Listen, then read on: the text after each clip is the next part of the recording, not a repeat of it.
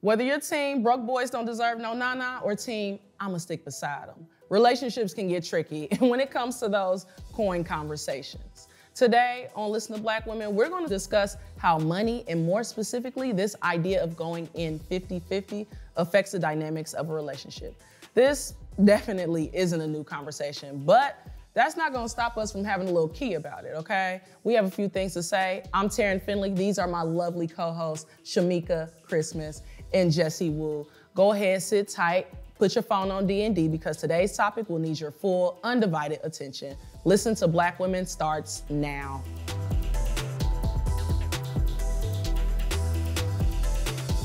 As Black women, we are constantly fighting to be seen as equals in our relationships, in work, in society, always a fight. And while we've made strides, our fight for equality is far from over, which brings me to the question of the day. Are we living out antiquated notions when it comes to men and money, especially if we want to be equal in our relationships? Ladies, I want to hear from you. So I don't think that we are living out. I think we're growing out, and we're seeing that because Twitter, Black Twitter especially, has been talking about $200 dates for like the last 7 years. Oh my God. So this conversation around men, women, and money, we've been having it, and I think that the more we get into our bags, the more it comes to the surface. Yeah, and I think the conversations around 50-50 is now a big topic because we have popularity around songs, you know, from the City Girls, and it's like, cash at me, or can you pay my bills? Right. Now, it's coming from a place where women, I think that we've had to overcompensate a lot. So now we're like, I need someone to fill my cup over,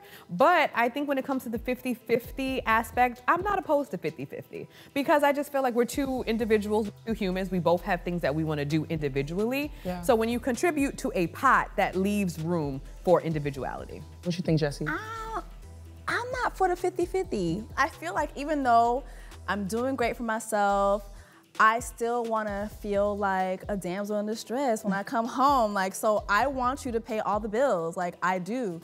And I want you to do all the, I don't know, the manly things, like fix shit. Yeah. You know what I mean? Like, you know, come to my rescue when things are going wrong in the house. And although I am like a leader in the workplace, when I come home, I'm a cook, I'm a clean. Like, I will be submissive to my man if my man is a man and he's doing what he's supposed to do.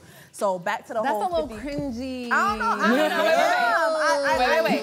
Can I put an asterisk? Yeah, my what's the answer? asterisk? The asterisk there, my answer is that I would love to have the man pay all my bills, but I'm okay being in a setting where if that's just not the case, that's just not what our situation is. I'm okay with going 50-50, but I do love a gender role because I do love a man who is like, okay, I'm gonna do this and it's okay. Like, I'm unabashed about it. I like what I like. Come on, unabashed. Okay. So when it comes to that, I do like you to fall into some roles, because if I be like, okay, you know how to do this grill, and you know how to take out this garbage. No, that's real. And I'm gonna prep the food though, and let me be a woman and I'll let you be a man. It's like reciprocity in certain areas. It's a little old school, but that's what I like. Does it change or does it make a difference if it's dating versus shacking up versus marriage? You sound like my mama talk about shacking up. I know, right? Lord. You can tell I feel like this, right? These conversations need to be had during dating. And I think what happens is, you know, people are dating and we're missing the point of what dating really is. Dating is like, hey, what's your expectations? Yep. What's your capacity? That's the main thing that we miss, because if your expectations are here and someone's capacity is here, now when you get into the more serious phase, all that space in between is disappointment, right? So if we bring down or up our expectations to meet the capacity, then we don't have no surprises. So if I'm dating someone right now, right, and I'm like, hey, this is what I want. Right. I'm gonna always make money because that's who I am. But if you got it, I want you to take care of everything, and your money is our money and my money is my money. Now, if he says yes, we lit. But if I'm not saying that and I'm just playing City Girl songs extra loud, hoping that he hears it, and then when the marriage comes or the real relationship comes, and I'm like, wait a minute, you're not money bag yelling me, I can't be mad because I didn't say what I wanted. Yeah, you gotta set a precedent. I get that. I get that. I don't know. I agree with that, and I feel like so many different viewpoints can be valid at the same time. Like, so sometimes I feel when it comes to the 50-50 conversation, it's like, no, you need to see it this way. No, you should see it this way. It's like, do whatever works for you, right? However, just know, I feel like when you show a man that you want to do like, if you give a man an inch, he's gonna take a mile. So I like sometimes when you do, yeah, well, you know, I could do my part, babe. I could do this. Sometimes then he'll look at you and be like, well, what more can you do? Right. Like, I feel like I've met that before. So my expectations when it comes to relationships is, you know what? You do this over here. I do this when it comes to the finances, period. Other than that, we can come in the middle with other things. No, you know what I will say? I will not do 50-50. Okay, maybe sometimes. I don't do 50-50 on dates. If you're taking me out as a man, you pay for my date. Period. I don't care. And even if you did get a Groupon, or I don't care, don't let me see it, or whatever, do what you're gonna do. Yeah. But if you're taking me out, I expect you to pay. That's a And non-negotiable. I'm not gonna fake grab my wallet either. No, that's a non-negotiable.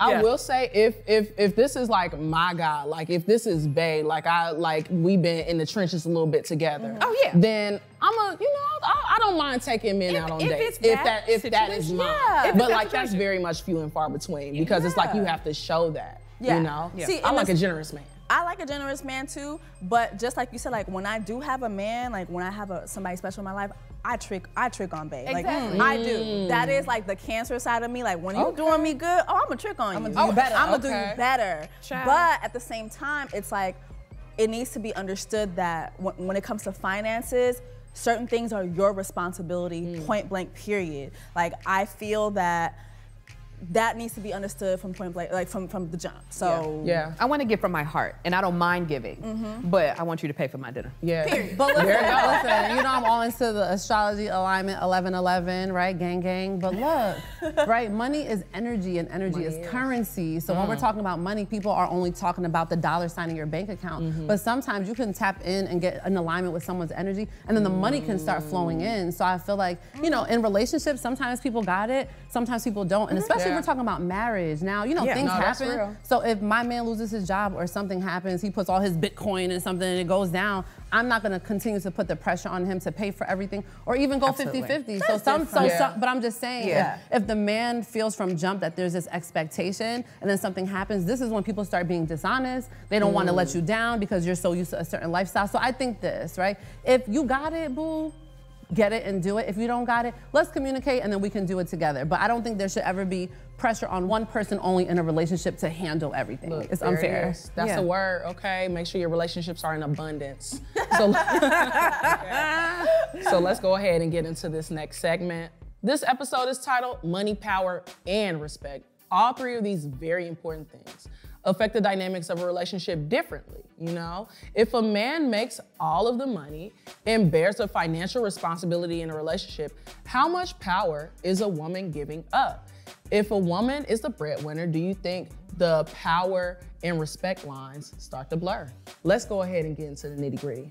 Well, I will say, when men ain't got no money, that's when the problems occur in a relationship, because society has taught men that they need to be providers, that they need to be financially equipped, and they need to do all these things, that some of which we mentioned.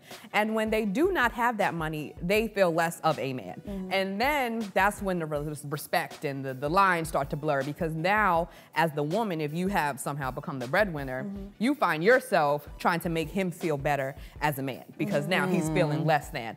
And that's when a whole bunch of tension starts to happen. So when they don't have no money, not just speaking figuratively like, oh, you ain't got no money to take me out, but when they aren't in that place, their manhood is severely affected, and then the relationship becomes strained. The ego starts popping out. The ego is the enemy, child. I don't know, I just feel that if a man is in a certain financial state, there are just certain women you shouldn't be aiming for. Like, that's just my belief. Like, I don't know. I just feel like the IG girl models, like that ain't for you. Come on now, like nowadays, what we're seeing is nowadays, women are the new men. Like when women go out, like we eat like drug dealers, we're spending a lot of money, right? And then like you have instances where you've gone out with a man and he looking at you because you on the third appetizer and you know he's sweating because you know you got your third drink and it's like you ain't even get to the main dish yet. It's like, no sir. This is how I eat with my girl. This is how I eat with my girls. Like I hate, sometimes I see things go random like, oh, girls be going to Wendy's, but when you go out with them, they want you to take them to like Prime 112. But no, we actually go to Prime 112 with our girls. We actually go to fine dining with our home girls. So when it comes to you, two, if you cannot do that, you need to aim a little lower. Like, have your expectations be realistic so that when you get into relationships, it's not, and then sometimes too, like you said, when they have less money, they feel like less of a man, which I don't think money should be tied to your manhood. Absolutely not. However, they feel less than a man, so then you do have men who will kind of try to fake it and like catfish you with the money at first, and then you find out later he ain't got it, which is why you always gotta FaceTime a man, see how he living. If you see sneakers lined up by the window, he is not for you, sis. Like, this is not your ministry. Because that's what he's spending his money. If he ain't got no headboard, he's not for you. I got something. Okay? You know, like with the aim a little lower, there's been times where I didn't have it, but I've always been top tier. Wow. So there's a lot of women, right, who feel like, and may feel like, oh, if I don't have money or whatever, I should settle, and vice versa, right? I don't think you should ever settle ever a day in your life. Communicate, number one, like, listen, I'm an artist and I ain't get a bag yet, or it's the pandemic and I ain't get my PPP loan or ran out. There's some understanding and flex there, right? Or I got 5 kids, and whatever the case may be. God, No, but seriously, but just because I don't have it, right? Again, money, energy, currency. My bank account could be, say whatever, but you could hit a lick. One day, 1 second can change everything. And imagine someone not paying you no attention because you don't have the money. Now, communicate, hey, boo, all my money is tied up in investments right now. So how do you feel about a baked potato and chili from Wendy's? And we could go Netflix and chill, and you could blow my back out and it's lit. Like, I mean, just don't lie. Don't lie about I'm team, I'ma stick beside him. You team I'ma stick, okay. I definitely am team I'ma stick beside him, because I appreciate someone who is educated. I appreciate someone who will give you an experience. I appreciate a thoughtful man. So if we're in the living room and you done threw some rose petals and we about to get crazy, it's gonna get crazy, because I feel loved and I feel appreciated. I think a lot of times we always, like you said, money and currency, but there are other ways to make someone feel full. So I'm gonna stick beside him. The question really is, what is most important to you? Earning potential, or their emotional intelligence, I guess. The thing is, it takes a while really to understand somebody's earning potential. You know what I mean? Like, are they being honest about where they are in life? I remember recently, like, I went on a date, and the first date, this guy was working at a car dealership. That's fine with me. You making your little commission check, like, I'm happy with that. You're doing for yourself, you have your own place to stay. But it's like, we went on a date, then the second date, he's an investor now. And it's like, see, now, I don't know. Not that career pivot like that. How did we go from selling cars to now we're Elon Musk now? No, that's not how that works, you know what I mean? Let's be honest about where we're at. Like, if you're honest with me and you're transparent, we can work something. But if you're not honest, even with yourself, then that's where the problem lies, you know? And I'm just not at that point in my life where you can lie to me. You know what I mean? Like, be honest about where you are financially, or it's not gonna work. Because scratch a liar, find a thief.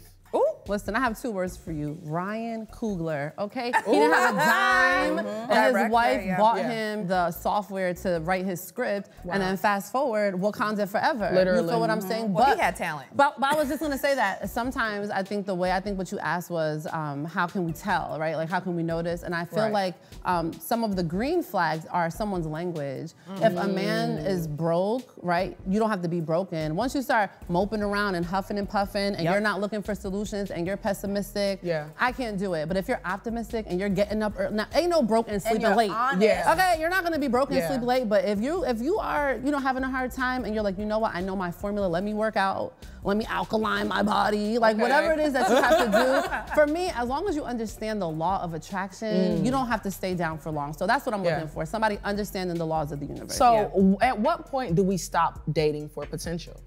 Never date for potential, I don't think. Man. But like you said, with Ryan Coogler, he had the potential. He did. But was she dating him for that potential, or was she dating him because she loves him?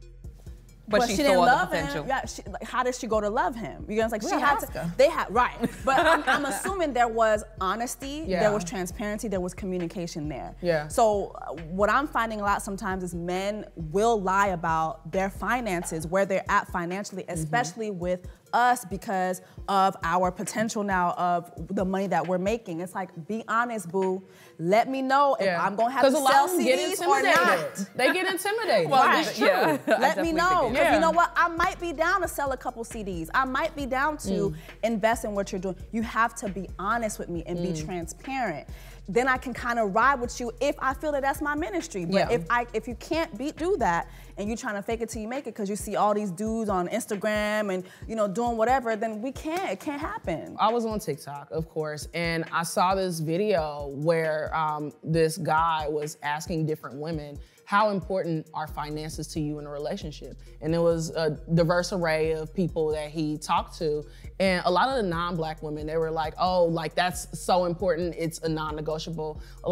All of the Black women in the video were like, oh, it's not as important, you know, love is important, and you know, I can, you know, kind of figure out the rest of that. I want to hear y'all take on it, because a lot of times Black women are, you know, seen as gold diggers, but you know, that video was kind of proof that we really ain't. I mean, I also think in this conversation, when we talk about finances, financial literacy is something that I appreciate as well. You know, I can say, because you could be in a relationship with someone who just don't teach you nothing. And you'd be like, can you teach me something? I gotta teach you everything. Put me on, because I'm gonna put you on. But I think being in a relationship with someone who does teach you financial literacy as well is something that can be beneficial. So again, I feel like we're always looking at like money and different things, but I do think that we can find currency in different things. So to the TikTok, let's get back to the TikTok. Okay. I feel like this, as Black women, we have seen our Black men go through so much, right? So I feel like we will be okay with them not necessarily bringing all the money to the table, because we've seen what has happened to the Black family. So a lot of us have grown up in single family homes with our moms taking care of us, maybe sometimes struggling, right? That's not everybody's story, but maybe our dads were in prison, or maybe our dads were working a few jobs or hustling, or whatever the case may be, trying to put food on the table or keep Jordans on our feet, whoever your dad was, right? So when we have someone that we're dating, maybe money isn't always the first thing, because we're just like, look, you're alive, okay? You're trying, we're gonna love you, and we're okay with that. So I think that there's something within us that's very nurturing, and we are, for me, I'm gonna just speak for myself, like subconsciously in the past, like trying to heal and love my Black man despite you falling victim to the systems that were created to make you fail, to disenfranchise you. So I feel like that's why that TikTok did what it did. Yeah, and that's real, that's real. We saw, like, even during the pandemic, the poverty line for Black people, you know, the poverty rate went up. You know, so there are definitely some valid economic. Jesse, I see you wanna go ahead and debate that, because there are some economic issues that we gotta address. I love what she said, right? And it's like, I love Black men, I really do, but they don't ever seem to have that energy for us. Like, it just doesn't happen for us. And so it's like, when are they gonna kind of step up and be at the front lines for us? You know, women, Black women, we get treated so bad, like daily, everywhere we go. Like, our femininity is attacked. I feel like I was talking to someone about that today. Like, our femininity gets attacked by Black men, by society, by our doctor. It's like, you know, but we always find it in us to, let me heal my Black king, let me protect my Black king. But it's like, when are you gonna protect me? I mean, look, I'm out of that ministry. That is no longer my ministry, but I'm speaking to the TikTok. Like, my thing is, I'm not surprised at why it shows such a contrast. I feel like that is the reason why. Is it right? No, I don't think so. You know, at this point, if we want to grow and we want to heal, then I do feel like we need to have more conversations and say, hey, like, for me, I'm not your therapist, I'm not fixing you, I'm not your mama, it's not my job. But that's what we were taught. We've seen our moms do it, we've seen our grandmothers do it, so now we are at the leading edge, you know, creating a new future. Real quick, because I think that's a good way to pivot into this, fill in the blank. If he's broke, he better have blank. Okay, because where my mind went.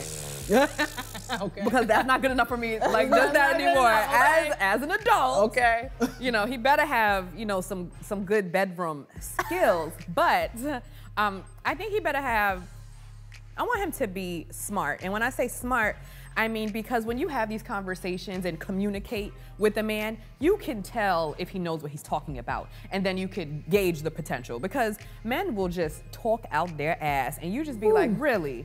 Oh yeah, you're gonna do that? Right. What have you done in your life to make you think that that's where you're going to go? Right. So I think that, you know, we have to also be real with ourselves and be like, red flag, red flag, red flag, and that's so corny, but listening to someone speak, you will see their intelligence and their expertise. So I think that, you know, you have to be smart. Because I need to know that you need to be able to move in a room full of vultures. Yeah. Chris, what about you? If he's broke, he better have a plan, Ooh. right? I think that people look down so much on being broke, but you need the contrast in life. Being broke teaches you how to be rich, right? That's so real. If we look at Walt Disney, you know, my Gemini swag, I'm gonna talk like Kanye. If we look at Walt Disney, he was evicted before. You feel what I'm saying? Kanye was evicted. All of these people, Jay-Z and the Marcy Projects, you feel what I'm saying? When they were broke at the time, it's like, oh, nobody wanted to touch me. Now all the light-skinned girls is loving me now, right? Yeah. Whatever, like the line, right? But my thing is, if you're broke, have a plan. And also, if you're broke, maybe you don't want to focus on dating me. Maybe you want to focus on getting your coins so we can have a good time. Hello. I need balconies in my life. Okay. Several. Vacations. If he's broke, he better know his purpose. Ooh. What is your purpose? I feel like if you know what your purpose is and you follow your purpose, that will lead you to all the resources that you need to make things happen for you in your life. Like, I know what it's like to be broke. I moved to New York December 2016 with $745 in my bank account. Like, I know what it's like to be broke, to be on food stamps, to be on unemployment. I know what that's all like, and I'm here. I am here, and I'm doing very well for myself because I knew my purpose. And I feel like a lot of us, or our men and our women, we don't be knowing what our purpose is. And if you know your purpose, you can tap in and God will send you that plan, or whoever your God is, whoever, you will get it, but you need to know your purpose. There you go. And some drive. There you go. Drive, child. Whew. Now that was the nitty gritty, y'all. Okay, since these dudes love to play so many games, I figured let's go ahead and play a game ourselves. So we have a game, it's called Who Said That? Who said that? Who said that? Who said that? So I'm gonna go ahead, I'm gonna read a line, a lyric. Y'all tell me who said that, okay? Oh. Told him go and put my name on that account because when I need that money, I ain't trying to hold up. Megan. That sounds like, I was about to say, that sounds like Meg. Ding, ding, ding. Yup. All right, next one. Make that money, girl. Ooh, Don't Ronnie. let it make you. Ronnie. You already know. Classic. Players Club classic. You won't know a N-word broke until you start living with them. My mama just playing. Oh my God. Is that Jodie's mom? No. Close though. Who's that? Is that a movie? Is that Taraji? It's real close. She in a rap duo. Oh, JT? You know it. You know it. You won't know what That's a good one. until you start living That's a good with one. him. And that's why you gotta FaceTime him first. Show me that bathroom. What? Let me get a tour around your house. Let me see your sneaker collection. Let me see your headboard. You got a headboard? All right. Okay. What them bread don't count on them sheets. Okay. All right. Lastly, I don't date. I audition life mates. What's your name? Sounds like Sweetie. This is from a classic 90s black show. Living Color? Martin. Living Single. Yes, Living Single. It's Regine Hunt. Regine. And I was like, well, once you said Living Single, I'm like, that gotta be Regine. Said that. Okay. That gotta be It's Regine. like words to live by, right? Now, thank y'all for tuning in to this week's episode of Listen to Black Women. We'd love to hear your thoughts on today's topic, so hit us up on Twitter and make sure to tag @MadameNoire. Until next time, we are your hosts, Taryn, Shamika, Christmas, and Jessie Wu. Till next time, bye y'all. Bye.